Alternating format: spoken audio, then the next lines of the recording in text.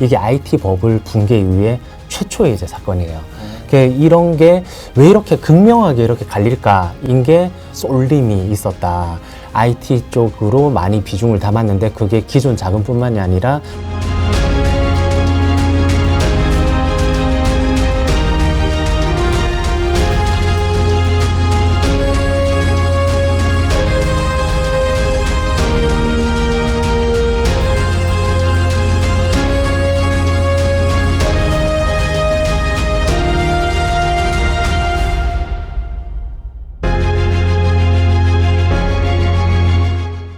행무 반갑습니다. 오늘은 메리츠증권의 김경준 부장님 모셨습니다. 부장님 반갑습니다. 네, 반갑습니다. 네. 다시금 이렇게 나와주셨는데 사실 저번 달에 출연해 주셨을 때 또 많은 분들께서 너무나 또 좋아해 주시고 댓글도 많이 달아주셔가지고 부장님 빨리 좀 모셔야겠다 싶어서 이제 서둘러 스케줄 잡아서 이렇게 다시금 모시게 되었습니다. 일단 또 이렇게 다시금 모시게 되셨는데 기다리셨던 저희 시청자분들께 한마디 또 해주시고 들어가겠습니다. 정말 감사히 많은 분들이 이제 좋아해 주셔가지고 힘을 얻고 저도 뭐 지금 힘든 시장이지만 열심히 해보려고 합니다. 도움이 되는 내용 위주로다가 잘 전달해 드리도록 하겠습니다. 네, 워낙 최근 시장이 좀 어렵잖아요. 네. 사실 이렇게 어려운 시장 속에서 이렇게 또 유튜브 채널 또는 TV 방송 나가서 얘기한다라는 것 자체도 굉장히 또 부담스러운데 이렇게 나와주셔서 너무 감사드리고 나와주신 만큼 또 현재 시장에서 힘들어하실 여러분들 위해서 조금이나마 좀 도움이 될 만한 내용들 아낌없이 또 풀어주시면 너무나 감사할 것 같습니다. 그래서 오늘은 특별히 최근에 좀 더 이 시장에 대한 지금 종목 순환매와 그 증시에 대한 좀 변동성이 크게 나오는 만큼 이러한 사태를 어떻게 해석하고 계신지와 함께 이제 다음 또 8월이 오기 전에 우리가 어떤 전략들을 좀 가지고 이 시장을 임해야 될지 그리고 그나마 우리가 좀 더 주목해 볼 만한 관심 종목들은 어떤 종목들이 있는지 이런 전반적인 내용들을 부장님과 함께 한번 다뤄보도록 하겠습니다.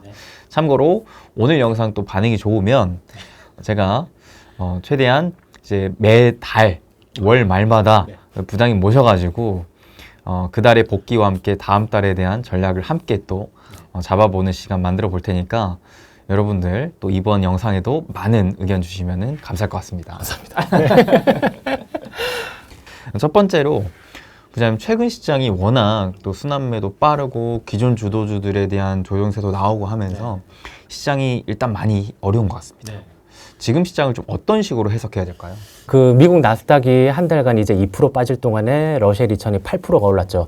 지금 지난번 주도주하고 순환매를 얘기해 드렸을 때 구조적으로 지금의 시장은 주도주하고 순환매가 함께 간다. 주도주는 경제 상황이 전체 멀티플을 확장하면서 같이 땡길 수가 없기 때문에 필연적으로 돈 버는 쪽이라든지 성장이 큰 쪽으로다가 집중되기 때문에 당연히 나타나는 쪽이고 주도주의 멀티플 확장이 살짝 부담스럽거나 새로운 먹거리가 나타났을 때는 자금이 순환하면서 이제 발생하는 그게 순환매라고 말씀드렸는데 지금은 이제 그러면 대형 성장 빅테크 쪽에서 다른 중소형 쪽으로 온전히 간 것이냐? 저는 이제 아직은 그렇지 않다라고 생각합니다.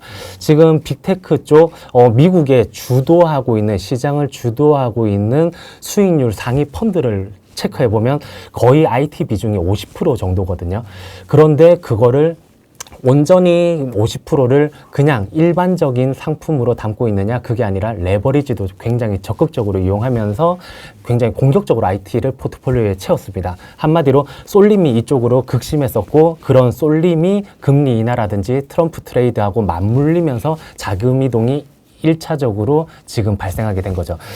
지금 이제 특히 법인세 인하, 트럼프가 당선되면서 기존에서도 이제 21% 정도였는데 15% 정도, 15에서 20% 정도로 인하 기대감이 작용하면서 미국 쪽에서도 중소형주, 금융이라든지 헬스케어, 전력 쪽으로 이제 온기가 확산됐는데 트럼프 1기 때도 마찬가지였어요. 중소형주의 성과가 좋았습니다. 다만 중소형주로 제가 주도주가 완전히 바뀐 거는 아직 아니다라고 한 거는 펀더멘털, 바로 이제 숫자가 아직은 안 찍히기 때문에 그 부분은 미국 쪽에서 아직은 그 금리 상황이 높기 때문에 얘네들이 이자 비용을 아직은 충당하지 못하고 있는 상황이기 때문에 지금은 돈 버는 데에 본업에서 돈 버는 데가 그 중소형주는 힘이 약하다. 그렇기 때문에 기존 주도주가 여전히 본래의 색깔을 찾아갈 것이다 라고 보여지고 지금 그 M7을 제외하고 나서 S&P 500 같은 경우에는 2분기부터 드디어 실적이 회복하거든요.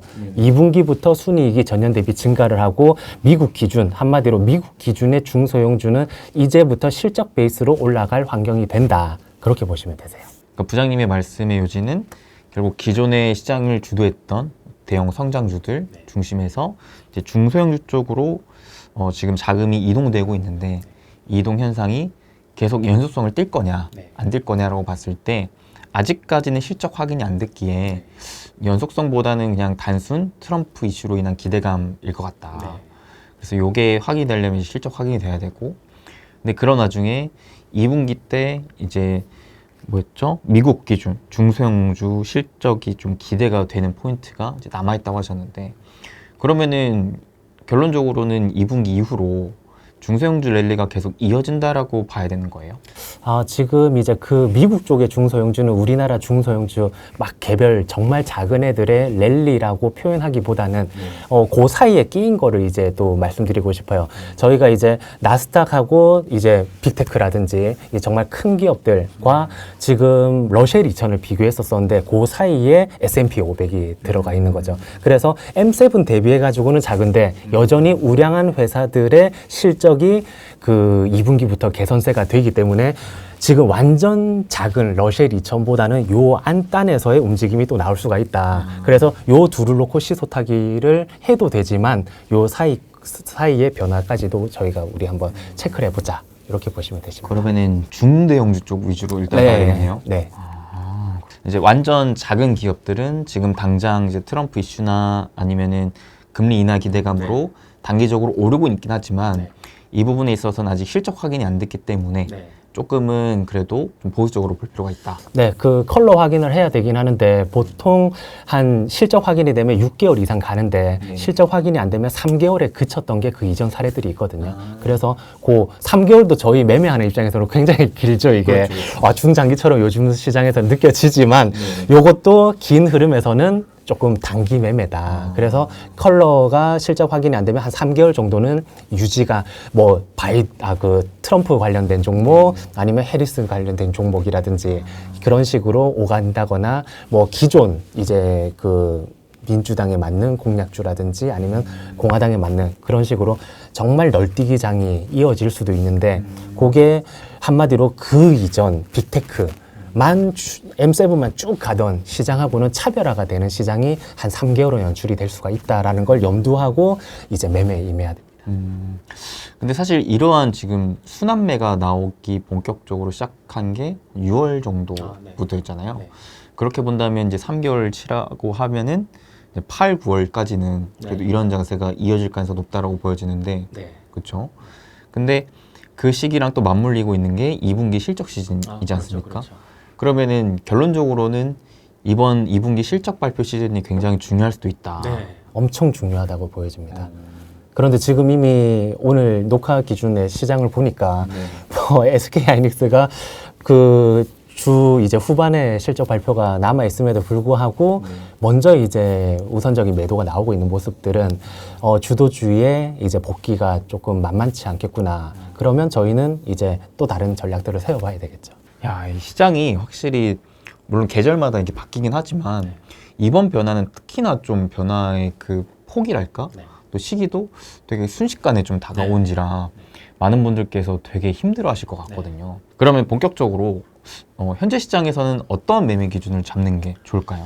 지금 저 같은 경우는 일단은 지수부터 봅니다. 지수가 무너질 것 같으면 우선적으로 비중 축소를 하거든요. 그래서 그 비중에 대한 부분은 433 전략이라고 해가지고 주도주를 4, 그리고 뭐 주도주라고 하면 반도체라든지 화장품이라든지 전력이라든지 기존에 이제 시장을 이끌었던 쪽, 그리고 3 같은 나머지 433에서 3 같은 경우에는 순환매, 금리 인하에 따라서 새롭게 올라온 쪽, 뭐 바이오라든지 건설 같은 게 있겠죠. 또는 이쪽 꼭지에 미국과 마찬가지로 중소형주가 들어갈 수도 있는 부분이고, 마지막 3단에서는 시장이 어렵다라고 하면 뭐 현금 비중을 30% 두겠지만 시장이 주도주도 애매하고 그렇다고 순환이 뭔가 섹터별로라든지 구체화되지 않을 때에는 정말 개별 막단타 이런 식으로 비중을 뭐 트레이더 입장에서는 가져갈 수 있는, 그러면 그 433을 놓고 봤을 때에 어떻게 뭐 주도주 40% 채우라고 했으니까 다 채워야지, 30%뭐 순환매 다 채워야지, 이게 아니라 이걸 채울지 말지에 대한 기준을 지수를 보고 합니다. 그리고 주도주 중에서도 어떤 쪽을, 뭐 반도체, 화장품 다 주도주였으니까 다 넣어야지가 아니라 그들의 현재 위치에서의 상대적인 우위를 엄청 따지고 꼼꼼히 따지고 믹스를 해주거든요. 그래서 지금 오를 때는 뭐 개별 종목들 다 같이 오르니까 지수를 그렇게 신경을 안 쓰셔도 되지만, 빠질 때는 철저하게 지수 위주로다가 뭐 계속 잘라내는 작업 또는 기다리는 작업을 하셔야 되시고, 저 같은 경우에도 지난주 뭐 월 초라든지 이런 식으로 자금이 들어왔을 때에 신규 자금이었었는데 그 자금을 한 일주일이라든지 2주일 통으로 놀렸어요. 그게 예전에 보유하셨던 분들 같은 경우에는 이미 안전마진이 깔린 상태고 그들은 유리한 게임을 진행하고 있는데, 새로 오신 분들은 주도주는 이미 다 오른 것 같고 순환매로 가자니 뭐 손이 안 나가고, 이런 입장에서 그러면 지수라도 버텨주면 그 사이에서 상승 종목 비율이 더 많으니까, 하락 종목 대비해서 상승 종목 비가 많으니까 이쪽에서 승부를 보면서 초기 안전마진을 찾을 텐데, 지금은 그것조차도 지수가 약간 위험한 상태라 가지고 제가 집행을 안 했었고, 제 기준으로 뭐 방송에서도 저는 아침 방송에서 장전에 말씀을 드렸던 부분이, 목요일 날, 지난주 목요일 날 기준 시가인 코스닥 시가 기준 820.14 위에서만 보수적으로 매매를 하셔라. 그리고 그 이하에서는 될 수 있으면 매매를 쉬시면서 관망을 하셔라. 왜냐? 기존에 매매하셨던 분들이 그 부분을 깨고 내려가면 그냥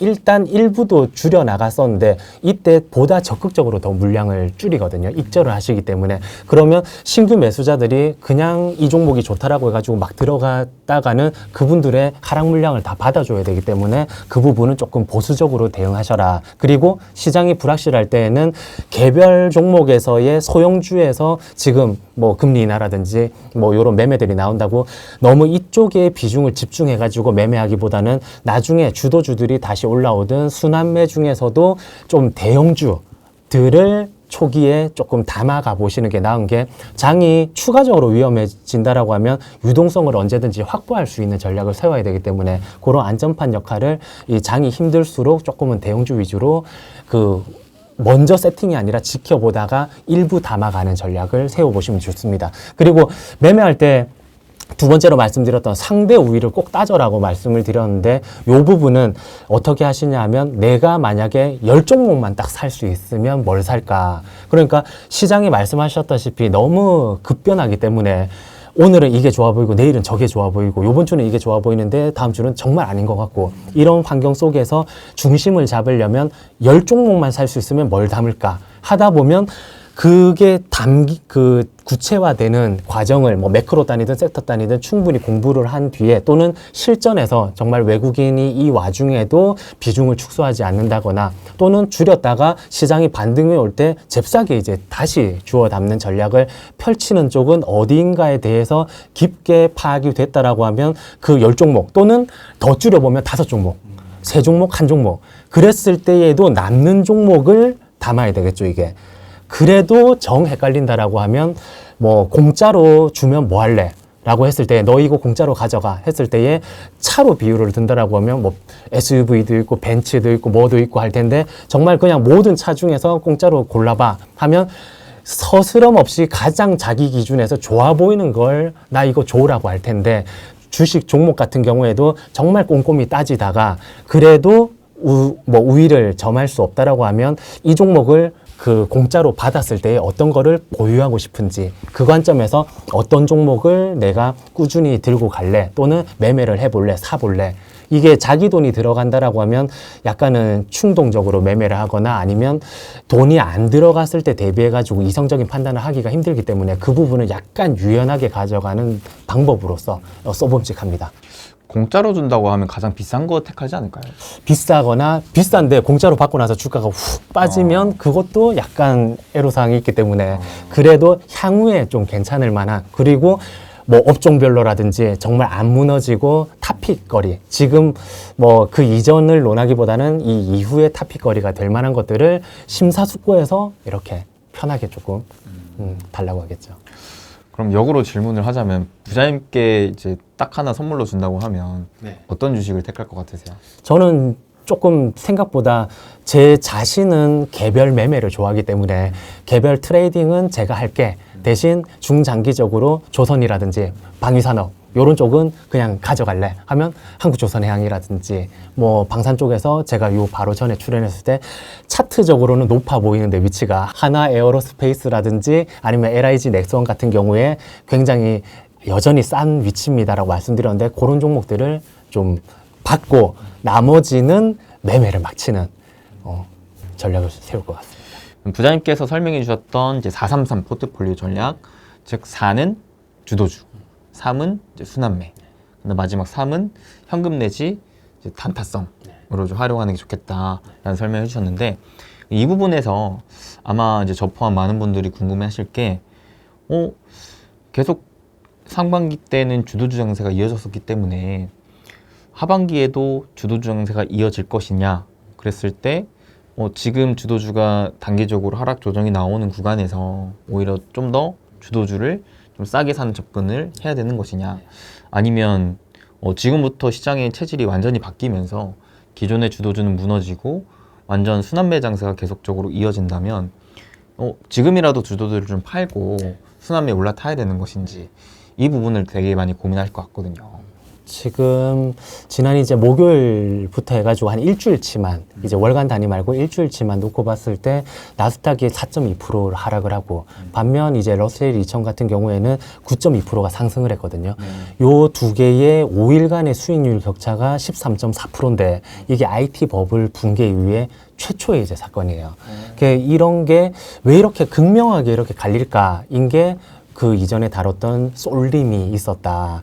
IT 쪽으로 많이 비중을 담았는데 그게 기존 자금뿐만이 아니라 레버리지 자금까지도 들어갔다. 그게 금리 인하하고 뭔가 트럼프 트레이드하고 맞물리니까 원래는 속도가 일정하게 이제 적당하게 넘어가야 되는데 쏠림이 해소가 되면서 또 하필 쏠림이라는 거는 이것도 고평가 위치일 수가 있는데 반대로 이거는 적정 주가 대비 엄청나게 밑으로 빠져 있는 상황일 경우에 얘네가 약간 빈집 효과처럼 들어 올려졌기 때문에 이 두 구간이 맞물리면서 발생한 사건이거든요. 그러면 이 쏠림이 말씀하셨다시피 주도주가 완전히 무너지면서 개별로 나머지 순환매가 돈다거나 중소형 쪽으로 도는가에서의 핵심은 주도주를 끌어올리고 얘네를 저평가할 수밖에 없었던 그 뿌리, 근간, 그게 바로 EPS. 뭐 주가의 이익 부분이거든요. 이게 EPS에 이게 마냥 꿈만 쫓아가지고 IT 버블처럼 높아진 게 아니라 합당한 이제 이익이 발생을 하고 금리 인상 구간에서 이제 기존의 빅테크들은 쌓여있는 현금을 토대로 오히려 이자 수익을 받아먹고 있는 상황까지도 차이가 났으니까 한쪽은 돈 버는 게 너무 힘들었었는데 그러면 EPS 차별화에 따른 당연한 결과였고 저희가 이제 순환매로 얘기를 나눈 이제 로테이션 쪽 이쪽의 생명력은 아까 말씀드렸던 길면 6개월 정도고 짧으면 3개월 정도인데 지금 6개월 이상 진행이 되려면 이익 단에서의 유의미한 변화가 이 밑에 단에서 일어나야 된다. 그런데 지금 아직은 이익이 변화라든지 뚜렷한 게 보이지 않기 때문에 조금은 주춤한. 하지만 여기에서 가장 핵심적인 걸 그러면 주도주가 약간 주춤거릴 때 얘를 실어야 돼? 아니면 뺐다가 얘가 이익이 좋아질 때 담아야 돼를 고민할 수가 있는데 기존 3차례 그 이전에 대선을 이제 다 살펴봤을 때에 기존의 최선두 주도주가 그 이후 대선 있고 그 다음에까지도 주도주를 연속적으로 이어나갔었거든요. 그렇다라고 하면 기존 주도주에 대해서 물론 종목마다라든지 뭔가 자기 현재 포트폴리오라든지 계좌 상황에 맞게 잘 조리는 해야 되겠지만 기본적인 아예 비워져 있다 포트가 이럴 경우에는 냉정하게 기존 주도주가 그 이후에 빠진 다음에 회복할 때 이때도 이익을 저희는 체크할 거고요. 만약에 방송 나가고 나서 한 몇 개월 지났는데 이때의 이익이 컨센 대비 빠지고 중소형주가 오히려 더 낮다라고 하면 당연히 이쪽을 버무려야 되는 게 맞고 그 중심에 EPS 성장률 또는 그 이익단이 있는데 그거를 이제 그 예전 대선 결과를 놓고 봐서는 기존 주도주가 이어져 나가더라. 지금 이제 쉽지 않은 장이기 때문에 종목보다는 지수가 우선이고 저 같은 경우에는 코스닥 지수 820.14 지난주 목요일 기준의 시가 양봉에 대한 첫 시가를 기준으로 잡았습니다. 그 위에서만 매매를 될 수 있으면 하고 이 기준은 물론 시장이 이제 추가적으로 하락이 온다거나 아니면 변화하는 모습에 따라서 지난주 시가 뭐 일간 단위가 아닌 주간 단위로 해가지고도 변화가 있을 수가 있긴 한데 어쨌든 조금 안전 베이스가 하방에 대해서 깔리고 나서 시장에 접근을 하자. 그런데 그 접근을 할 때 아무 종목이 아닌 EPS 기준으로 이익 기준으로다가 이익이 살아있는 단으로 살펴보자. 그것을 이제 433 전략으로 기존 주도주 4 그리고 순환매 뭐 금리 인하라든지 아니면 중소형주 바람에 따라서 순환매 3 그리고 현금 또는 단타 3 이런 식으로 구성을 해보자. 이렇게 정리할 수 있을 것 같습니다. 또 부장님이랑 같이 얘기를 나누고 싶은 게 지금 단기적인 시장을 좀 이끄는 가장 큰 메인 주체가 제가 봤을 땐 트럼프인 것 같거든요. 다른 유튜브 영상들을 보더라도 요즘에는 다 트럼프 얘기밖에 안 하는 것 같아요. 그렇죠, 그렇죠. 그래서 딱 이런 거죠. 트럼프가 된다면 시장은 어떻게 될 것이냐. 그게 지금부터 이미 선반영되고 있고 네. 이런 상황을 좀 캐치해서 달라지는 시장을 좀 더 대응해보자 라는 것 같은데 부장님께서 보셨을 때 트럼프가 당선이 된다면 좀 어떠한 포인트로 시장이 좀 움직일 것 같은지 이런 부분 좀 여쭙겠습니다. 지금 일단 트럼프 하면 네 가지 키워드가 있죠. 뭐 감세, 그 다음에 관세, 금리 인하, 그리고 마지막으로 금리 인하에 따른 이제 물가 리바운드가 올 수 있으니까 물가 안정까지. 그러면 이제 증시는 어떻게 될 건가? 결론부터 말씀드리면 그 대선 결과랑 상관없이 그 당시에 성장을 주도하는 쪽이 주가가 긍정적이었습니다. 그러면 그 이전에 이전에 트럼프가 집권했을 때는 어떻게 됐느냐를 봤을 때 2차 전지 안 좋을 것 같았지만 2차 전지가 시장을 주도했기 때문에 성장을 2차 전지, 반도체, 소프트웨어, 헬스케어 이쪽이 다 올랐었거든요. 그렇기 때문에 지금도 뭐 저도 이제 트럼프 관련된 아주 굉장히 짧은 매매도 해봤고 그 다음에 시나리오 뻔히 나와 있는 시나리오들이 있죠. 뭐 방산, 조선 좋다, 반도체 긴가민가하고 안 좋은 쪽 2차 전지 뭐 이런 식으로 나와 있긴 하는데 그 기준에서는 그냥 어차피 이익과 성장만 한번 따라가 보자. 그 전략을 베이스로 하고 있습니다. 지금 트럼프 같은 경우에 이제 정부 지출 확대보다는 감세를 통해 가지고 뭐 경기 부양을 선호하는데 법인세 같은 경우에 이제 21%에서 한 15% 정도로 낮추려고 하고 있죠. 요 낮아진 세수를 메꾸는 역할을 관세를 딱 때리거나 아니면 보조금을 이제 축소하는 쪽에서 이제 나오는데 재정 지출 여력이 충분하지 않기 때문에 금리 인하 카드까지도 이제 써야 되는 측면이 있기 때문에 금리 인하가 되려면 물가도 안정이 돼야 된다. 그러면 에너지 쪽 가격의 안정이 필수적으로 이제 따라오는 거고 그 에너지 쪽을 위해서 원전 아이디어가 이제 나왔었던 부분이 한 꼭지가 있었죠. 증시로 놓고 봤을 때 저희가 이제 아까 전에도 기본적으로 지수가 중요하다고 말씀드렸는데 증시로 놓고 봤을 때 지금은 너무 선방형이 돼 있기 때문에 조금은 다르지만 그 이전으로 말씀드리면 미국과 한국이 동반으로다가 감세를 추진하고 있을 때는 동반으로 올랐어요.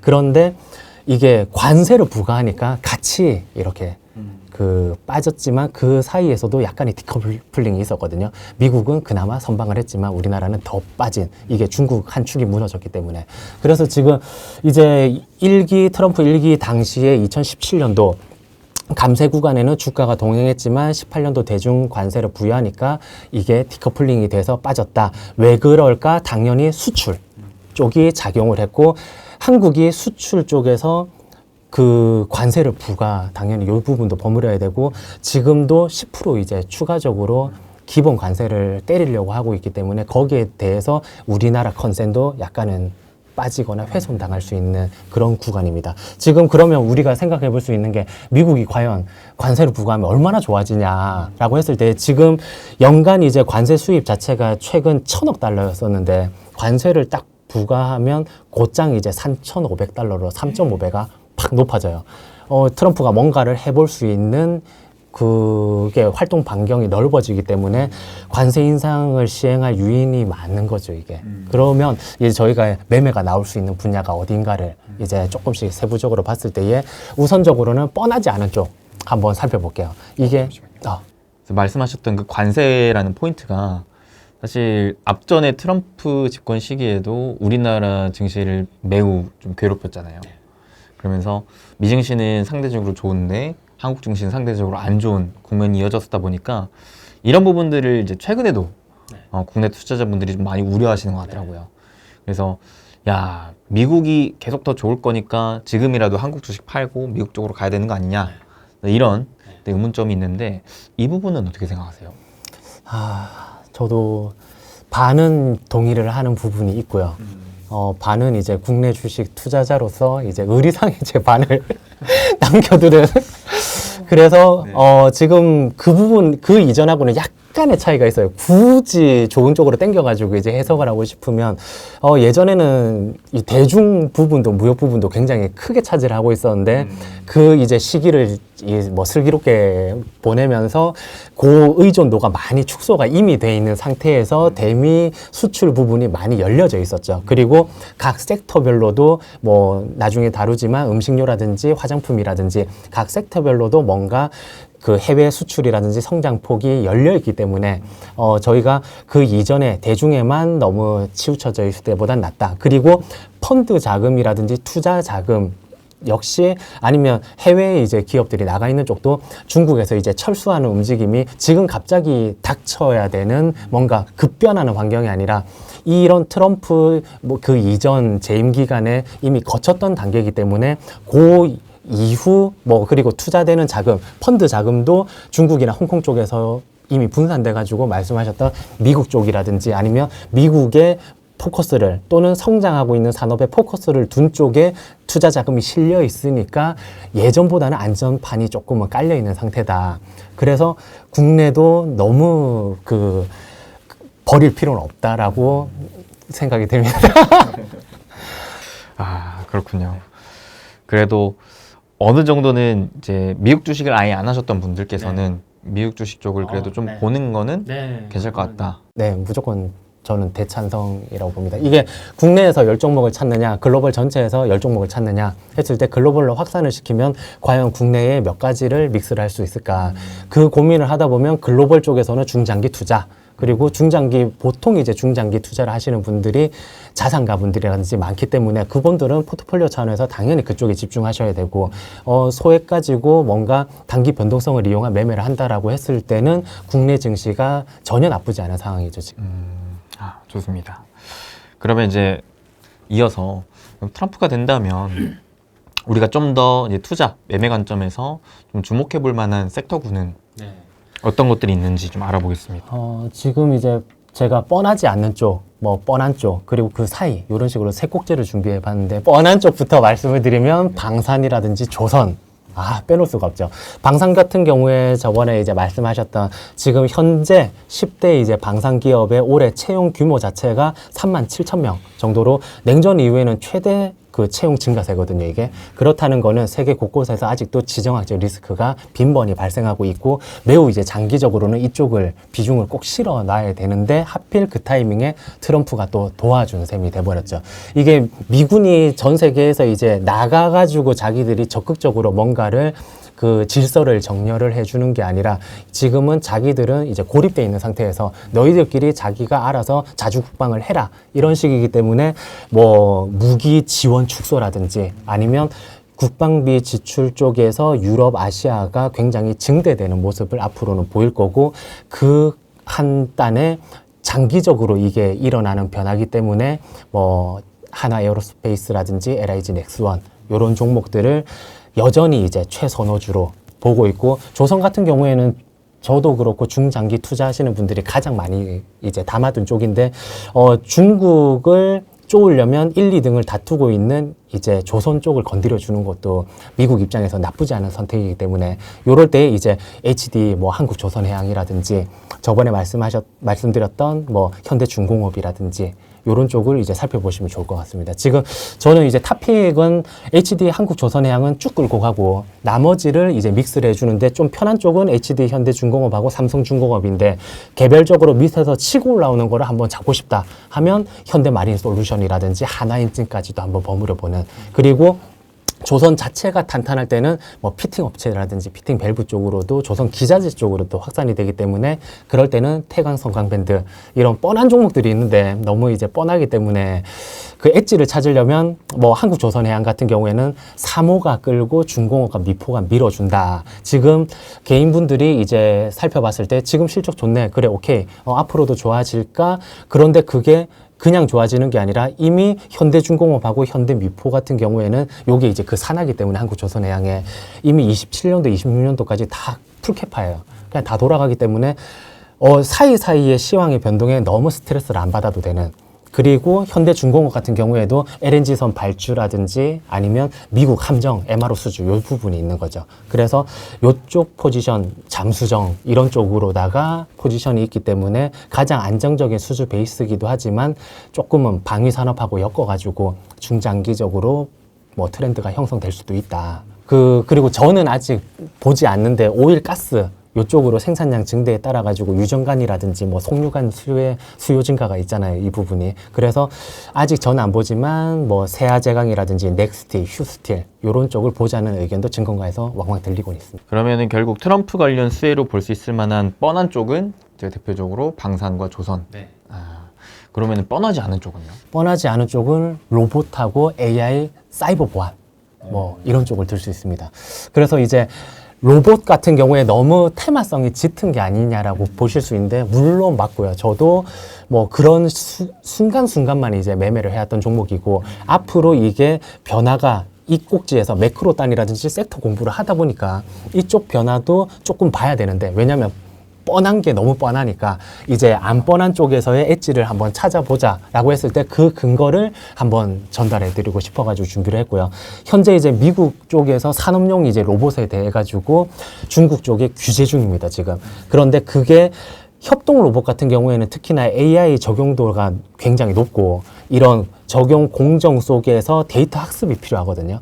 그런데 그 부분이 뭔가 기술 유출이라든지 뭔가 찜찜한 게 있으니까 이쪽 데이터 학습 쪽에서 뭔가 개방을 할 수가 없어요. 이런 쪽을. 그래서 이거를 어디에서 그러면 중국 쪽을 배제하고 들어와야 되는데 그럴 때 선택받을 수 있는 게 한국. 그러면 실제로 지금 한국에 선택되고 있는가를 봤을 때에 대미 이제 산업용 로봇 수출 환경이 긍정적으로 바뀌고 있는 게 수출 데이터에서 나오거든요. 벌써 6월 달에 수출 데이터가 전년 대비 16%가 이제 상승을 한 1,565만 달러.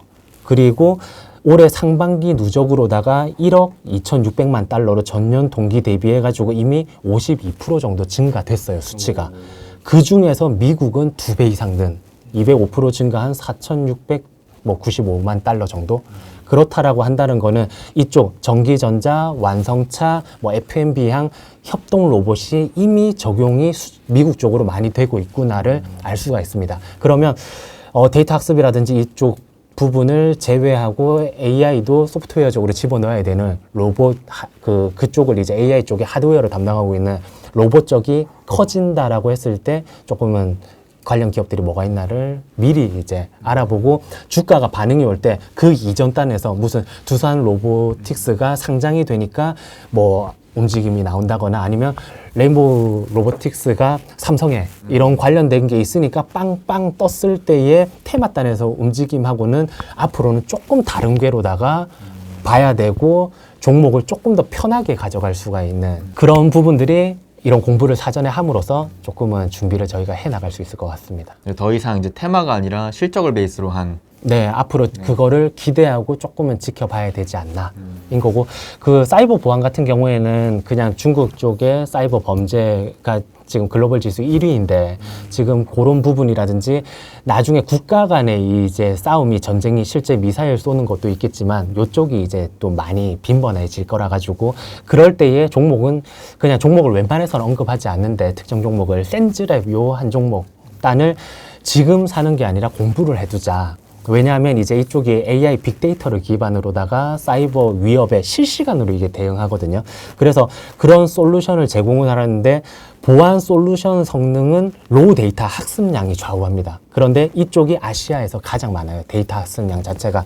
그 데이터셋이 300억 개가 넘기 때문에. 그런데 최근 이제 2년 동안을 놓고 보면 사이버 공격을 정부 플랫폼 단에서도 받고 있거든요. 그래서 이쪽에서도 공공 쪽에서도 이런 걸 해소하기 위한 움직임이 나타나고, 동사 같은 경우에는 상반기 때 이제 한국 MS하고 뭐 차세대 AI 사이버 보안 기술을 개발을 위한 MOU도 이제 맺었습니다. 그렇기 때문에 윈도우 보안이라든지 클라우드에도 적용이 지금 되고 있고요. 그리고 마지막으로 최근 공격하는 쪽에서는 뭐 생성형 AI라든지 챗 GPT를 이용해가지고 뭔가 새로운 공격 기법을 펼치고 있는데 이걸 빨리 식별하고 이제 대응할 수 있는 생성형 AI 사이버 보안 모델 그걸 개발하고 있기 때문에 동사 정도만 지켜보시면 되는데 지금은 거래량이 너무 없고 너무 이제 빠져있는 위치이기 때문에 그냥 듣고 이 부분이 주가에 적용이 될 때 한번 매매 임무 보시면 될 것 같아요. 사실 AI가 또 발전되면 될수록 이제 필연적으로 같이 또 발전해야 되는 게 보안 섹터잖아요. 그런 측면에서 사실 또 글로벌 미국 기업들은 되게 우상향하는 기업들도 많이 나오는데 팔로알토 같은 경우 대표적으로. 근데 국내에는 아직 그런 움직임이 좀 덜 나오는 것 같아서 좀 아쉽긴 하지만 그래도 공부는 좀 필요한 것 같다. 그리고 실적이 먼저 따라오지는 않을 거거든요. 굉장히 미미하게. 공공 발주 받거나 개별 프로젝트에도 굉장히 작아요. 그 단위. 하지만 주가가 움직인다라고 하면 이제 그거부터 대응을 이 종목 같은 경우에는 특별히 좀 신경을 써볼 필요가 있다. 네, 그리고 이제 너무 뻔한 거, 그리고 뻔하지 않은 쪽을 다 다뤄봤기 때문에 저희가 이제 지수 상단을 열려고 하면 수출 데이터가 나와야 된다. 수출 데이터 이꼴 EPS 성장이고 우리나라는 내수로 살 수가 없기 때문에 수출로 먹고 살아야 되고 그 수출 데이터가 올바르게 찍혀야지만 지수 상단이 열린다라고 봤을 때에 뭔가 내수 중심에서 이 확산되고 있는 쪽의 섹터도 한번 살펴봐야 되는 거죠. 그 섹터가 저는 화장품과 음식 그리고 게임 쪽을 한번 꼽아봤습니다. 지금 이제 화장품 쪽 같은 경우에는 올해 저 같은 경우에도 이익의 성장의 피크는 찍은 종목들이 많고 성장은 유지가 되는데 성장의 기울기가 내년부터 처지는 종목들이 조금 나오긴 하거든요. 하지만 새로 이제 7월 달에 지금 촬영일 기준 수출 데이터가 따끈따끈한 게 이제 나왔기 때문에 그걸 적용해 보더라도 전년 대비 뭐 29%가 증가했는데 색조 쪽은 특히나 49%가 증가했거든요. 그리고 미국 쪽이 이쪽이 77%가 증가했었는데 그러니까 일반적인 수출 규모보다 29%보다 더 많이 이제 미국 쪽으로 확대가 됐는데 색조 쪽은 49% 전체 데이터보다 훨씬 많은 246%나 미국 쪽에서 터졌습니다. 원래 미국은 다인종이기 때문에 색조 쪽이 약하고 기초 라인이 인기가 많았었는데 이쪽이 6월부터 유의미한 변화를 준 거거든요. 그러면 저희가 그 이전에 화장품 쪽도 좋지만 이쪽을 포커스로 보고 종목이 뭔가를 계속 한번 팔로우 해볼 필요가 있는 거죠. 그래서 원래는 코스맥스가 요번 뭐 그 아마존 프라임데이라든지 이런 때에 티르티르라고 해가지고 파운데이션 기반으로 색조를 다루는 업체의 제조사기 때문에 부각을 받을 수도 있었는데 중국 쪽이 기스가 나면서 주가가 많이 빠졌거든요. 그래서 그런 쪽을 제외하고 또는 그쪽이 외국인은 또 급락이 나올 때 담았기 때문에 추후에 돌린다라고 하면 그쪽 중심으로 일단은 보고 개별 색조는 기초처럼 경쟁이 막 심하지 않아요. 그렇기 때문에 선점하는 먼저 들어가 있는 사람이 왕인데 그 선점해 있는 쪽이 제가 기존에 좋아했던 아이패밀리 SC 이런 애들이 물론 뭐 입술이라든지 이런 쪽이지만 기존 색조 베이스의 강점을 가진 회사이기 때문에 이쪽에서의 확대도 한번 살펴봐야 된다. 그리고 당연히 남아있는 이벤트로 아마존 프라임 빅딜 데이즈 해가지고 10월달 그리고 11월달에 저희가 좋아하는 블랙 프라이데이까지 있으니까 한 번은 봄직하다인 거고 음식료 같은 경우에도 뻔한 거 뭐 삼양식품 불닭 이런 얘기로 시작하기보다는 콤포즈 커피 얘기를 드리고 싶어요. 이게 올해 이제 많이들 저희가 이용하고 있지만 팔린 거는 일반 분들이 잘 모르실 수가 있거든요. 그렇죠.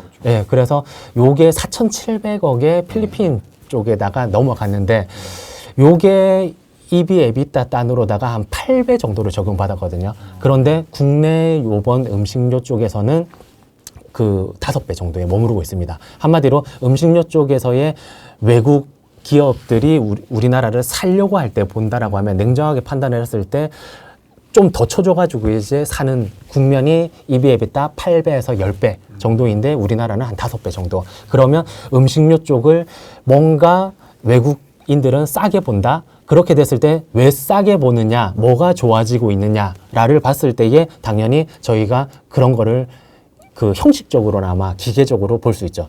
P단, 뭐 C단, Q단 이런 식으로. 그래서 가격 당연히 물가 상승에 따라서 올라가고 있고, 그리고 원재료 값이 뭐 소맥, 옥수수, 대두 이쪽이 14%, 15%, 뭐 7% 이런 식으로 다 빠졌어요. 지금 원재료 값 C단은 빠지고 있고, 그러면 Q단으로다가 뭔가 확대되고 있느냐? 당연히 수출 확대가 되고 있다. 그렇기 때문에 음식료 쪽은 봐야 되고, 트럼프 시대이기 때문에 저는 조금 음식료 단에서도 안 맞던 회사이긴 한데, 트럼프가 과연 미국 현지 생산 시설을 보유한 쪽에 어드밴티지를 준다라고 하면, 그러면 수출도 잘하고 있는데 현지 생산 기지를 가지고 있는 쪽이 어디가 있느냐라고 하면 CJ제일제다.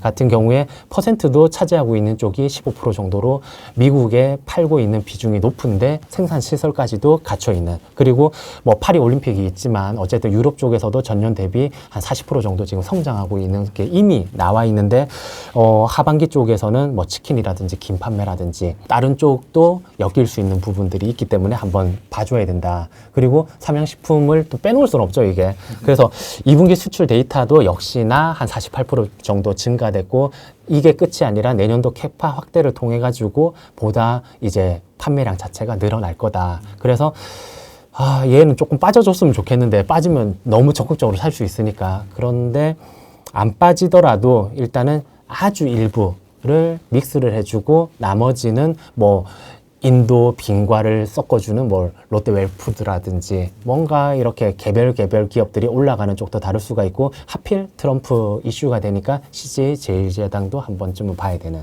그리고 마지막으로 이제 게임 쪽은 이것도 그냥 잠시 지나갔던 쪽 아닌가라고 볼 수가 있는데, 이쪽도 지금 기본 실적뿐만이 아니라 밸류에이션의 확장을 앞두고 있거든요. 지금 맨날 게임이다라고 하면 핸드폰이라든지 뭐 PC라든지 아니면 RPG 게임이라든지 이쪽이 아니라 서구권에서 성과가 나오는지, 요게 이제 키포인트인데 나오는 애들이 있습니다. 그래서 넥슨 게임즈라든지 시프트업 같은 경우에 이제 살펴봐야 되는데, 넥슨 게임즈 같은 경우에는 이제 출시가 이제 2, 3주차가 됐어요. 그런데 스팀 기준으로 글로벌 3위, 지금 미국 기준으로 지난주에 1등을 했고 글로벌 3위를 했거든요. 지금 1 매출로다가 24억 원 정도가 찍히고 있는데, 이게 수익단으로 본다라고 하면 한 10억 정도. 그래서 이게 유지가 된다라고 하면 내년도 같은 경우에 연간 영업이익이 한 1,700억 정도로 이제 예상이 되거든요. 이쪽은 이제 슈팅 장르이기 때문에 뭐 저희가 아는 배틀그라운드처럼 조금은 장기적으로 그 유행이 지속되고 거기에 따른 장기 이익 반영이 조금 충분히 가능하다. 그래서 내년도에 매출 같은 경우에도 65% 정도 증가가 되고, 그 영업이익도 한 750%나 업사이드가 이제 열려 있어가지고 한 1,000억 정도 이제 예상을 하고, 두 번째로 이제 시프트업이라는 종목이 있죠. 이게 뭐 니케라든지 스텔라 블레이드라는 게임을 통해서 뭐 모바일이라든지 콘솔 쪽으로 성과를 보이고 있는데, 이미 서구권 비중이 25%, 65%입니다. 각각. 그리고 11월 달에 MSCI 요 편입 이슈가 있을 수도 있거든요. 그런데 굉장히 영업이익도 한 65% 정도 되는, 굉장히 돈을 잘 벌고 있고, 그 서브컬처라고 해가지고 미소녀를 등장시켜가지고 매니아층이 굉장히 두둑히 있는 그런 업체인데, 딱 두 가지. 차기작 출시가 27년도이기 때문에 차기작 출시 전에 어떻게 요 공백을 슬기롭게 메꾸느냐, 그거 하나를 보셔야 되시고, 트럼프가 되면 컨텐츠는 잘 막지를 않았었는데 유일하게 막는 쪽이 중국 애들이 가지고 있는 회사들은 조금 이제 터치를 해야죠. 그게 시프트업 같은 경우에 중국 회사가 한 35% 정도 가지고 있고, 뭐 넷마블이 18%, 그리고 크래프톤이 한 14% 정도인데, 예전에 인도가 중국하고 사이가 삐끄덕거렸을 때에 크래프톤 쪽으로다가 뭔가 서비스 중단을 시킨 사례도 있기 때문에 그 부분을 약간 유념하면서 지켜보시되, 매매는 붙을 수 있는 게 그 사이사이, 뭐 올여름에도 뭔가 그런 미소녀기 때문에 거기에 맞는 복장 변경 이벤트라든지 뭐 사이사이 재밌는 이벤트들에 따른 성장 확대 구간, 그리고 주가도 이제 빠지는 구간에서 올라갈 때 그 위에 이제 열려있는 폭이 크니까 그쪽을 업사이드를 한번 노려봄직하다 해서 두 종목을 한번 보시면 좋을 것 같아요. 워낙 지금 시장에서는 이제 트럼프가 된다면이라는 이슈로 트럼프의 직접적인 수혜를 기대하면서 약간 테마성으로 종목들이 올라가는 경우가 현재 시장에서는 좀 많은 것 같은데, 이게 실질적인 이제 수혜를 봤을 때는 결국 누가 당선이 되더라도 이제 산업 자체의 성장이 기반된 그런 종목군들을 노린다면 안정적인 수익을 좀 창출할 수 있는데, 이제 그런 와중에 그래도 트럼프의 그런 정책적인 수혜까지 좀 받아준다면 이제 더 성장을 좀 기대할 수 있다라는 포인트로 봤을 때 전반적으로 정리를 해보니 이제 방산, 조선, 그 다음에 조금 이런 것도 되나 싶을 게 이제 로봇, 보안, 그 다음에 좀 무난한 쪽으로는 화장품, 그 다음에 음식료, 그 다음에 게임까지 이렇게 한번 정리를 해주셨습니다.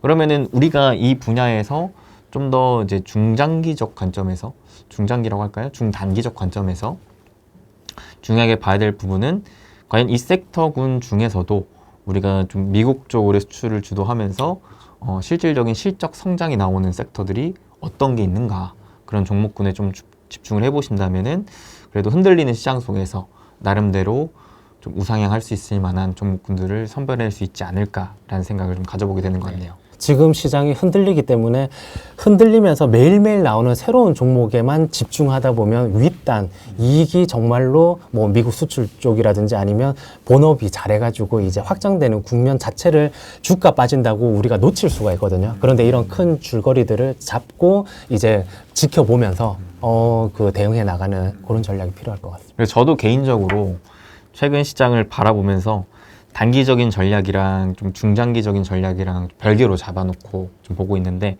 그 중에 단기적인 전략으로서는 그래도 좀 미국 쪽으로 수출을 잘 하면서 실질적인 이제 실적이 잘 나오는데 좀 저평가인 종목들, 이런 종목군들로 오히려 시장이 좀 빠질 때 조금씩 좀 모아가 보면 좋지 않을까라는 생각으로 좀 접근을 하고 있었거든요.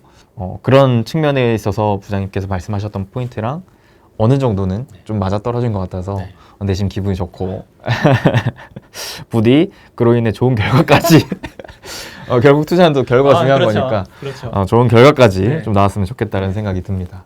근데 부장님, 이게 지금까지 우리가 얘기했던 거는 트럼프가 당선이 된다면 이런 쪽이 좀 수혜를 받지 않겠냐라고 했던 포인트를 이제 설명해 주셨던 건데, 또 한편으로는 또 최근 시장에서 또 주가로도 반응이 오고 있는 게 트럼프가 된다면 이런 쪽이 좀 위험하지 않을까라고 하면서 오히려 2차 전지라든지 신재생 내지는 심지어 반도체까지도 좀 흔들리는 모습이 나오더라고요. 그래서 이 부분은 어떻게 해석하고 계시고 우리가 좀 어떤 식으로 대응하면 좋을지 좀 여쭤보도록 하겠습니다.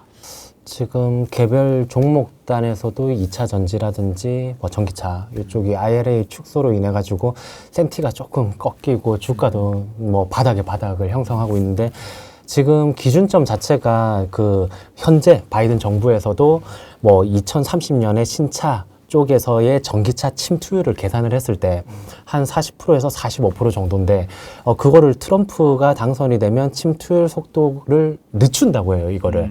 그러면 배터리 셀 업체에서는 이미 공급 과잉이 그쪽에서 멈추기 때문에 침투율이 떨어지면 이게 막 팔아가지고 막 돌려야 되는데, 이쪽에서 셀단에서의 공급 심화가 일어나고 있고, 그리고 캐파 투자 속도도 당연히 조금 느린 템포로 조정을 해야 되겠죠. 그러면 앞으로 이제 2차 전지, 요 전기차 쪽을 지금처럼 나 전기차야 해가지고 될 부분이 아니라 여기에 뭔가 하나 자율주행이 붙어가지고 전기차라는 매력도를 어필하는 게 아니라 완전히 조금 편하게 자율주행이 돌아다니는, 그래서 자율주행이 붙어서 전기차의 매력도가 아니라 자율주행이 붙어서 이쪽 매력도가 높아지면서 전체 수요가 살아나는, 이제 그 부분을 파악을 해야 되고, 테슬라도 로보택시라든지 이 부분을 이제 시발점으로 이제 보셔야 되거든요. 그리고 그런데 개인적으로 이제 가장 큰 고민들은 기존의 플레이어들이 전기차보다 이제 전기차 속도를 늦출 게 다행이다. 테슬라라든지 중국 업체가 치고 가고 있는데 좀 쉴 시간을 확보했네 해가지고 전기차보다 하이브리드로 가면서 이익은 단기적으로 챙겨 먹는데 전기차 쪽 대응을 그러면 완전히 손을 조금 놓고 있으면서 기존의 테슬라라든지 중국 업체 쪽은 그 사이에서도 치고 가버린다라고 하면 영영 이제 뒷공문일을 따라가야 되는 게 아닌가. 이런 걱정이 오히려 주식적인 고민보다는 그런 걱정이 또 크고요. 그래서 개별적으로 이제 이쪽은 그런 산업적인 측면에서 자율주행이 조금 같이 융화가 돼가지고 이제 일어나야 되는 부분이고, 제가 오늘 그냥 약간 재미 반, 뭐 아니면 이런 너무 2차 전지 안 좋습니다 하고 끝내면 좀 그러니까 종목을 하나를 이렇게 뭐 가지고 와봤는데, 그 종목이 제일 MNS라는 종목이거든요. 지금 상장한 지는 얼마 안 돼 이제 4월 30일 날 코스닥에 입성을 했었는데, 당시에 이제 증거금으로 모인 게 시가총액이 한 2,500억 정도밖에 안 되는데 증거금으로 9조 4천억 이상 몰렸어요. 엄청나게 몰렸죠. 네네. 뭘 하는 회사냐? 2차 전지 전극 공정에서 이제 미싱 작업을 하는 그런 거를 장비를 이제 생산하는 업체인데, 미싱이라고 하면 당연히 이제 잘 섞어줘야 되는 물질들을, 원료 물질들을 잘 섞어줘야 되는데, 활 물질에다가 바인더, 뭐 도전제, 용매 같은 거를 잘 믹싱해가지고 슬러리 형태로 만들어주는. 그런데 얘네가 국내 최초로 삼성 SDI에 2007년도에 이미 믹싱 제품을 납품을 했었어요. 이쪽이 아까 말씀드린 중요한 게 성능이라든지 안정성 쪽에서 굉장히 큰 영향을 미치니까 재료가 잘 혼배합이 일어나야 된다. 그랬을 경우에 2차 전지 꼭지로만 볼 게 아니라 방사용 추진체, 이제 원료 혼합 쪽이라고 해가지고 미사일이라든지 포탄류 쪽에 앞쪽에 화약이 들어가는데, 그 화약 물질도 잘 섞어줘야지 제 성능을 발휘를 하거든요. 그게 총알이라든지 딱 이제 미사일 쪽을 보면 앞단에서 안쪽에서는 이제 화약 물질이 돌아가는데, 그 물질을 잘 믹스를 해주는. 그러면 기존에서는 2차 전지 믹싱 쪽이었었는데, 전극공정 쪽의 믹싱 쪽이었었는데, 이제는 방위산업 쪽으로 넓어졌다. 그런데 이쪽도 국내 유일 방산이라든지 우주 쪽으로다가 이미 납품 이력이 있습니다. 어디 쪽이냐면 한화 에어로스페이스, 뭐 그 LIG 넥스원, 풍산 요쪽으로다가, 원래 예전 같은 경우에는 식품이라든지 의약품 쪽에 제조 쪽만 맞다가 2차 전지를 확대했었는데, 그 단을 그 항공이라든지 방산까지도 확대를 해 나가는. 그러니까 기존의 2차 전지 아이디어에서 조금은 확대가 가능한, 그러면서 한 꼭지를 또 놓고 봐야 되는 게, 저희가 실적 안 챙겨볼 수 없고 그 실적이 보다 나아질 수 있는지 포인트를 잡아가야 되잖아요. 이게 실적 같은 경우에 수주잔고가 그 이미 3천억 이상인데, 올해 대부분 이제 매출에 반영이 돼가지고 전년 동기 대비해가지고 140% 이상 증가된 매출을 한 3,500억 정도 보일 거고, 내년도도 매출이라든지 영업이익의 성장이 고성장이 이제 기대가 되거든요. 그리고 앞으로 살펴볼 게 연속식 자동 미싱 공정을 개발하고 있는데, 이게 완료가 되면 기존 방식보다 생산 속도가 한 15% 정도 늘어나고 원가도 30% 정도 절감되는 효과가 있습니다. 그리고 제가 늘 누차 이제 습식에서 건식 공정으로 가야 된다 했는데, 동사 역시 그쪽으로 가면서 이제 25% 정도 원가가 절감되는 이제 그런 것들을 앞두고 있기 때문에, 그런 모습들을 앞두고 있기 때문에 실적 잘 지금부터 찍히고, 앞으로 기술 개발을 통해서 원가가 더 이제 떨어지면서 이용처는 더 늘어나는 이런 쪽으로, 앞으로 2차 전지를 볼 때 동사뿐만이 아니라 딴 쪽을 보더라도 원가를 낮추든, 아니면 결국은 배터리 값을 극단적으로 낮출 수 있는 기술이라거나, 다른 2차 전지뿐만이 아니라 딴 쪽이 붙을 수 있는 그런 거를 한번 스터디해 보시라는 의미에서 종목을 한번 준비해 봤습니다. 그럼 이 JMNS라는 기업은 기존 2차 전지 장비단에서 이제 앞으로 방산 쪽으로 좀 확장됨과 동시에 2차 전지 장비 내에서도 이제 습식에서 건식으로 좀 더 확장될 수 있을 만한 이런 모멘텀을 좀 가진 기업이라고 볼 수 있겠네요. 좋습니다.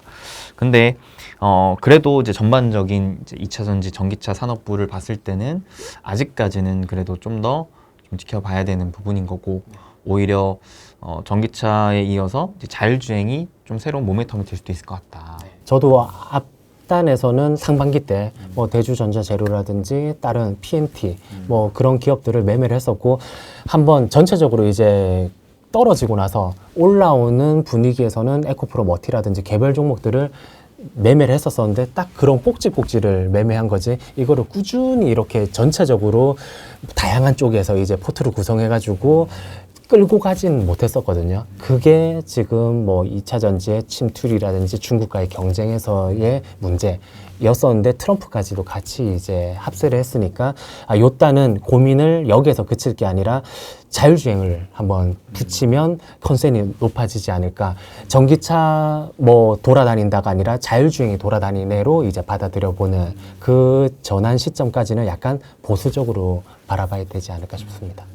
부장님, 이게 지금 트럼프 이슈로 인해서 2차전도 2차전지지만 지금 반도체도 좀 안 좋은 상황이 놓여졌거든요. 이거는 좀 왜 그런 걸까요? 지금 뭐 반도체 쪽으로 칩수법이라든지 이런 쪽이 있겠지만 일단은 그게 국내를 보면 이제 총 수출 금액은 고점을 돌파하지 못했는데 대미 수출 금액은 전고점을 돌파를 한 상황이거든요. 대미 수출의 증가를 봐야 된다. 그런데 그 부분이 가장 이제 도드라진 게 반도체 쪽이었습니다. 지금 수출 쪽에서 중국이라든지 홍콩이 차지하고 있는 비중은 줄어들고 있고 AI 서버라든지 이제 새로운 반도체 쪽이 부각이 되고 있는데 이게 얼마나 이 축소되는 거를 상쇄하느냐 여부인데 지금 당장에는 트럼프가 됐으니까 이 부분도 약간은 시장에서는 다운시켜가지고 값을 매기고 있는. 하지만 이제 다들 아시다시피 이제 업황이 지금 개선 중이죠. 그리고 그 트럼프 역시 이제 2024년도 그 공화당 정책 강령을 통해 가지고 AI 혁신을 방해하고 있는 행정명령을 철회할 것이라고 밝혔거든요. 트럼프 당선 후에도 그렇다라고 하면 AI 반도체라든지 AI 첨단 인프라 투자에는 우호적인 환경이 뭐 조성된다는 뜻이에요. 그리고 무엇보다 이제 3,000 우리나라의 지수 뭐 적정한 이제 고점이라고 형성이 돼 있는 3,000을 뚫으려면 반도체가 필수적으로 이제 살아나야 됩니다. 대미 수출 쪽으로는 증가되고 있고 총 수출에서 이제 반도체 쪽이 치고 가고 있는데 단기적으로 트럼프로 인해 가지고 뭔가 중국 쪽이라든지 뭔가 이게 된다라고 하면 무역량이 줄어들어 가지고 조금 안 좋게 보는 측면이 있지만 이 부분은 뭐 트럼프가 되더라도 AI 쪽으로다가 다시 집행이 될 거다. 그러면 여전히 좋은 상태인데 반도체 쪽을 이제 살아있는지 여부가 SK하이닉스하고 삼성전자 쪽을 묶어가지고 이제 판단을 해야 되는데 소부장 쪽을 늘 말씀드렸던 낙폭이 과대됐다 해가지고 미리 담아두지 말고 두 종목을 살펴봐라 했을 때 삼성전자는 당연히 3분기 HBM3 쪽으로다가 출하 인증 기대를 우리가 충족시키느냐 여부를 봐야 되고 SK하이닉스는 이제 실적이 나올 텐데 뭐 매출도 당연히 급증하고 있고 영업이익단도 1분기 때 2조 8천억 정도였는데 그게 5조 단으로 지금 급증을 했거든요. 그리고 이게 이번 분기에 끝나는 게 아니라 다음 분기 3분기에도 7조 5천억 단으로다가 이익이 엄청 증가되고 있고 이게 올해 멈추는 게 아니라 내년까지 이어지고 있고 성장의 기울기를 저는 중요시 여기는데 그 기울기가 꺾이는 시점은 내후년도에 고민을 해볼 사항이기 때문에 내년도까지도 여전히 괜찮은 측면.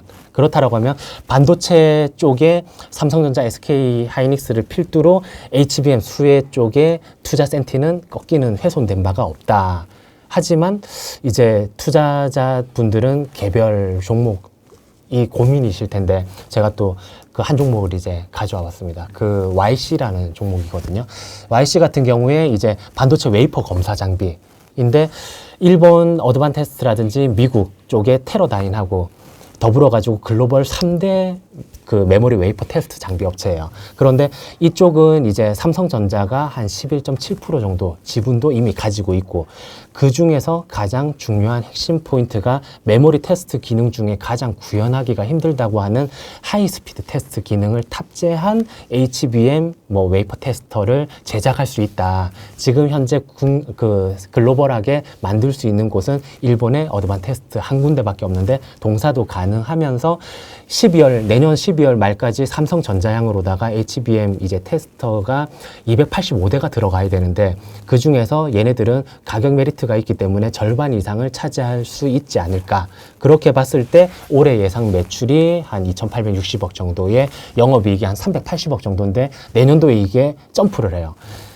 매출은 그 3,890억 정도, 한 4천억 가까이 나오고 영업이익 단위 2배 정도 증가하는 700억에서 760억 정도 증가되기 때문에 늘 이제 새로운 거에 저도 목말라 있고 이제 투자하시는 분들도 목말라 있을 때에 가장 핵심적인 게 그래 실적 지금 잘 나와. 그런데 이 실적의 기울기 가팔라지는 게 지금 시점이냐 그 이후냐를 봤을 때에 이제부터 조금은 출발할 수 있는 종목이라 가지고 편하다. 딴 종목 대비해 가지고 뭐 제가 상반기 때 담고 이제 잘 매매를 했던 PSK 홀딩스라든지 딴 쪽 주도주들이 있었는데 뭐 익스페타시스라든지 그쪽과 후반기 때에 뭔가 기대되는 아직 시작은 안 했지만 뭔가 턴이 기대가 되는 STI라든지 뭐 PSK 딴도 있지만 보다 이제 글로벌 위치에서 소부장 쪽에서 성장의 기울기가 본격적으로 가팔라질 수 있는 그쪽은 주가 반응도까지 염두해 봤을 때에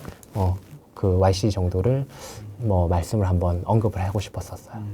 그럼 부장님께서 생각하실 때 이제 반도체 같은 경우에는 지금 이제 대미 수출을 중심으로 특히나 또 AI 투자를 중심으로 한 이런 방향성은 이제 트럼프가 되더라도 크게 변화가 없을 것 같다. 그렇기 때문에 기존 주도주들 같은 경우에는 내년까지 계속 좋은 흐름이 이어질 가능성이 높다라고 판단하시는데 그렇게 생각하실 때 그렇다면은 지금 단기적인 시장 하락 조정을 틈타서 반도체를 매수하고 싶으신 분들은 매수해도 좋다라는 생각으로 좀 이해를 해도 되는 걸까요? 네, 일단 뭐 없으신 분들 같은 경우에 신규 매수 같은 경우에 이제 그 당시에 그 향후 이제 업사이드가 나오는 쪽으로다가 그 실적도 체크해야 되지만 외국인 매수라든지 기관 매수라든지 걔네들이 다시 진입을 하면서 주가적으로 반응이 와야 되는 제가 그래서 뭐 다른 쪽에서도 늘 말씀드리는 게 실적도 살펴봐야 되지만 실적보다는 주가를 믿어라.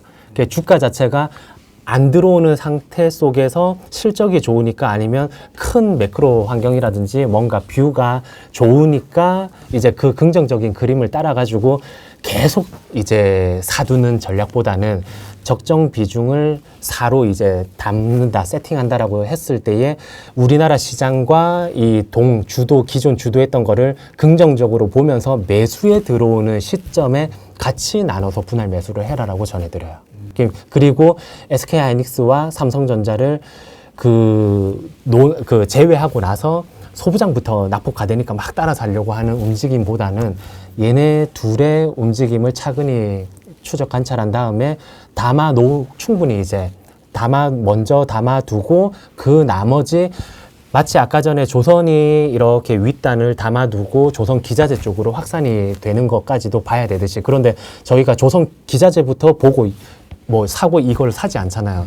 반도체도 마찬가지로 얘네 둘부터 묶어서 보고 원래는 이렇게까지 묶진 않는데 저도 상반기 때는 SK하이닉스 위주로 밸류체인을 쫙 가져가고 삼성전자 밸류체인은 아예 그냥 보지도 않았었는데 이 두 개를 왜 지금 묶느냐라고 하면 주도주를 봤을 때에 우리나라의 고점 또는 특정 주가를 상방으로 돌리기 위한 키는 수출 데이터, EPS 성장, 그 다음에 이익, 그 단을 이제 가장 크게 차지하고 있는 시가총액에서도 30%를 차지하고 있는 두 묶음을 뭉쳐서 기존 주도주가 살아있느냐부터 판단을 하자. 그래서 얘네 둘이 살아있네. 그리고 살아있다고 해서 주가가 최고가 이런 게 아니거든요. 여기서 턴을 할 때 주도주 쪽으로 다시 돈이 간 애가 주식을 할 때 가장 첫 번째 이제 판단 기준으로 삼으시면 되시고 그 이후 소부장을 약간 믹스해주는. 그래서 주도주가 아예 죽었다라고 하면 나머지도 고민이 깊죠. 주도주를 아예 채우지 않는 상태에서 30% 순환주 쪽으로만 매매를 할 수도 있고 그마저도 여의치 않은 환경이다라고 하면 현금 비중까지도 둔다거나 아니면 그야말로 모멘트 플레이 단타만 하더라도 단타로 뭔가 일확천금을 번다는 게 아니라 단타 비중 433 중에 일부 그러면 일부 중에서도 몰빵이 아니기 때문에 개별 단타에 들어갈 종목 비중은 한정적이기 때문에 그걸로 시장 흐름만 파악을 하다가 여기에 매몰되지 말고 주도주가 살아있는지를 판단하고 전체 포트폴리오의 그 비중을 조절을 해야 되는데 그때 핵심적으로 봐야 될 게 이제 당연히 수출 데이터, 개별 실적, 그 개별 실적의 중심은 SK하이닉스와 삼성전자. 그래서 주도주가 살아있느냐 거기에 따라서 포트폴리오를 이렇게. 결국 이제 전체 우리가 자산 포트폴리오를 짠다라고 봤을 때 이제 가장 메인으로 봐야 될 게 지금 시장이 살아있는가 네. 내지는 이제 주도주가 살아있는가부터 시작을 해야 되기 때문에 1차적으로 삼성전자, 하이닉스 묶음은 계속 봐야 된다. 네. 관찰을 하면서 이 둘이 살아있는 경우에 그 밑으로 이제 기회를 계속 찾아봐야 되는 것이고, 만약에 그 둘이 흐름이 좋지 않다면은 일단은 주식 비중부터가 좀 줄이고 네. 봐야 되는 부분이니 일단은 우리의 첫 번째 시선은 그쪽으로 가는 게 맞고, 그 다음에 이들이 살아있는 것들을 확인한 이후로 그 다음에 기회들을 좀 찾아보자. 네. 이런 거네요. 네. 근데 일단은 지금 당장에 우리가 지금 촬영하고 있는 시기에는 시장이 또 그리 좋진 않잖아요. 네. 그러면은 우리가 지금까지 계속 얘기했던 부분의 이 기회 측면은 네.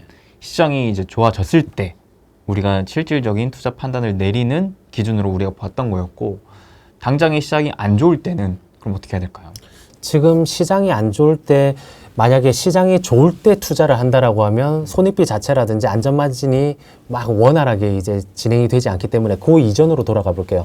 그 이전으로 지금 시장이 한창 좋아 보일 때 들어가셨던 분들은 지금 굉장히 고통받는 순간이거든요. 그렇다라고 하면 지금 시장이 안 좋을 때에 아까 말씀드렸던 주도주와 순환매 그리고 현금 또는 단타를 골고루 이제 나누어 가지고 시장을 한번 들여다보고 있는 상황 속에서 어디부터 튀는가를 구분을 명확하게 지을 수 있을 것 같아요, 판단을. 그러면 주도주가 살아나네라고 하면 주도주 비중을 적극적으로 담으면서 주가의 업사이드를 조금 열어두고, 주도주가 안 살아나네 이러면 종합 주가 지수도 안 좋겠구나. 그러면 순환매라든지 단타단에서 찾아보자. 그런데 그 실전에서는 상승 종목, 하락 종목 비도 나오니까 그게 뭐 6대4, 7대3으로 상승 종목이 많은 구간이 아니라 하락 종목이 반대로 많다라고 하면 굳이 매매를 임하지 않아도 되는, 하지만 이 뒷단이 좋아지느냐 나쁘냐에 대한 매크로적인 판단, 섹터 단에 대한 뭔가 변화의 움직임들은 체크하고 있어야 되기 때문에 지속적으로 그 부분은 누적적으로 공부를 해두고, 그 이후 매매 붙는 거는 그 외국인 시각에서 뭐부터 챙기느냐, 걔네들도 치고 빠진다라고 하면 개인들은 뭔가 그거를 적극적으로 막 따라와서 매매하기는 어려울 거예요, 그게. 그렇기 때문에 조금 장을 조금 더 보수적으로 보고 쉬다가 나중에 특정한 구간에서 주도주가 다시 고점을 돌파할 때 주도주를 보라는 게 아니라 기존 추세 중에서 약간 이탈을 했다가 다시 올라갈 때, 전고점은 아직 한참 남았지만 남았을 때의 요 단을 외국인들이 다시 재매수를 해주느냐, 그 키포인트를 보면서 요 부분들을 적용해 보시길 바랍니다. 네, 오늘 이렇게 김경준 부장님 모시고 또 다양한 이야기 들어봤는데요. 부장님 또 끝으로 우리 시청자분들을 위해서 한마디 해주신다면요. 네, 지금 장이 굉장히 안 좋죠. 지금 제가 지난달 메모장을 보니까 6월 27일에 이런 글이 있더라고요. 제가 그때 무슨 일이 있었는지는 잘 기억이 안 나는데, 탈탈탈 털리고 돌아온 날, 주식을 다시 돌리고 로직을 짜고 몰입하는 순간에 다시 자신감이 조금 올라왔다. 이런 글이 적었었는데, 그 자신감은 결국은 저에 대한 이제 자신감이 올라가면서 조금은 그 순간, 멘탈이 털렸던 순간을 조금 극복할 수 있었던 게 아닌가 싶어요. 지금 장이 어렵거나 힘들 때에 궁극적으로 두 갈래 길 중에 하나를 선택할 수 있겠죠. 우리가 동굴 속으로 파고드느냐, 아니면 빛으로 빛방향으로 가느냐. 제가 해보니까 누구도 도와주지 않았던 것 같아요. 힘들 때 스스로 어떤 어려움이 닥치더라도 계속 빛을 향해 가시길 바랍니다. 네, 오늘 이렇게 김경준 부장님 모시고 또 다양한 인사이트 들어봤습니다. 네, 부장님께서 또 긴 시간 동안 여러분들에게 소중한 또 인사이트 많이 나눠주셨는데요. 또 이렇게 소중한 시간과 인사이트 나눠주심에 감사드리고, 우리 여러분들도 이번에 또 부장님께 많이 뭐 배웠거나 아니면 이 영상이 도움이 됐다 하시면은 댓글로 또 많은 의견 부탁드리겠습니다. 반응이 또 좋으면은 저희가 가급적이면 매달 말에 부장님 모시고 월간 투자 전략을 함께 또 세워보는 시간 만들어 볼 테니까요. 여러분들 많은 의견 부탁드리겠습니다. 그러면 부장님과 우리 여러분들 함께 응원하면서 마무리하겠습니다. 여러분 행복 되세요.